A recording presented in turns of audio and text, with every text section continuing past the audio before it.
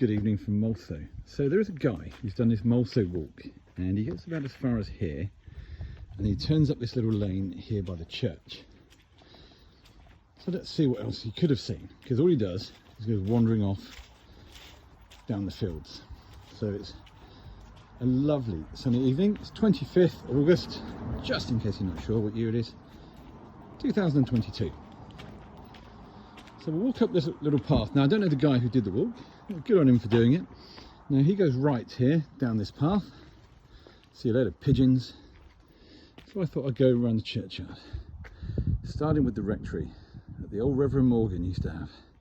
I'm not going to do a Welsh accent because A, I can't, and B, when you do a Welsh accent, it goes Indian for some reason. Anyway, beautiful house, and I'm really glad that Simona's taking some care of it, although the gardens were spectacular fun when you were a kid growing up. So this is the St Mary's Church. Excuse me if I'm panting, I did pace up here really quickly in order to capture the light. So going through these gates, now these gates were put in for one of the King George, there we go, for his commemoration, 1935.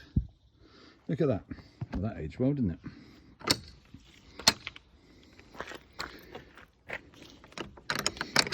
Now trees like this, let me just zoom out a little bit. Trees like this are always planted in English churchyards. I presume the same was true for Welsh and Scottish. And the reason for that is apparently silkworms can survive in them. And it was a requirement after Marco Polo stole all the silkworms, if that story is true, one never knows these days, revisionist historians. Then it was a requirement that each churchyard had to have one of those trees in order to grow silkworms. Anyway, here we are, St Mary's Church.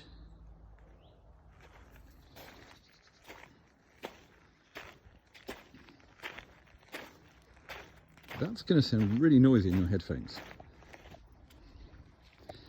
It is an utterly beautiful church. Also, an utterly beautiful evening.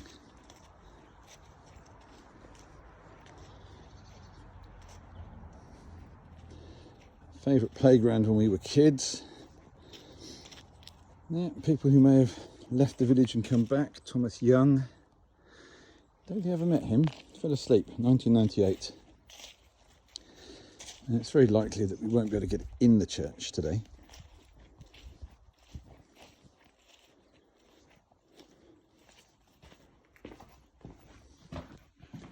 We'll just check.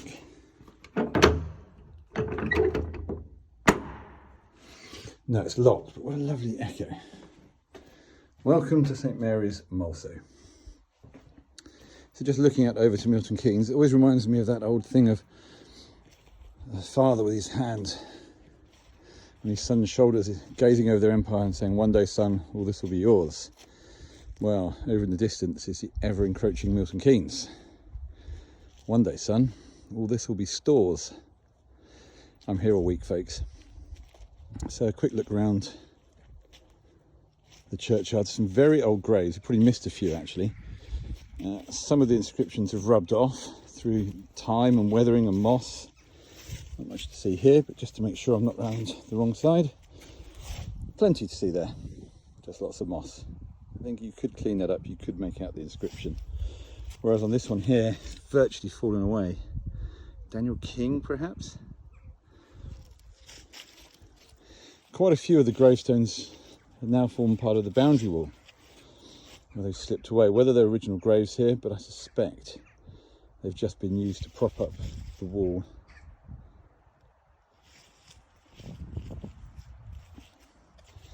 But it is utterly beautiful, very restful place, as a lot of English churchyards are.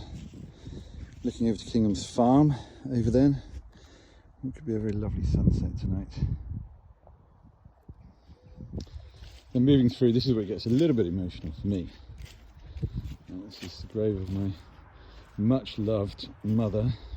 Still every day she's not here is a huge loss.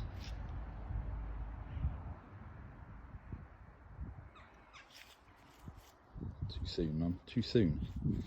And then next to Mum is Grandad and Grandma. He was a giant of a man, and yeah, the stories he could tell, and that slow gin he used to make, fantastic. And then next to him, well, the village patriarch, as he was, very admired and respected chap. R.O. as he was known, great grandfather to me, and great grandmother.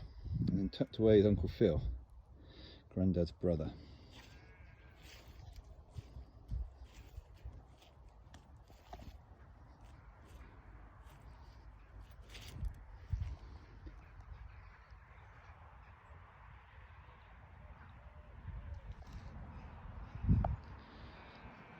And as I swing round, just see the shed and the oil tank for the heating, and then the Norman Church of St Mary's. Now obviously, excuse me, use your words, Ken, obviously the other parts of the church are more modern, but the original tower is a Norman church.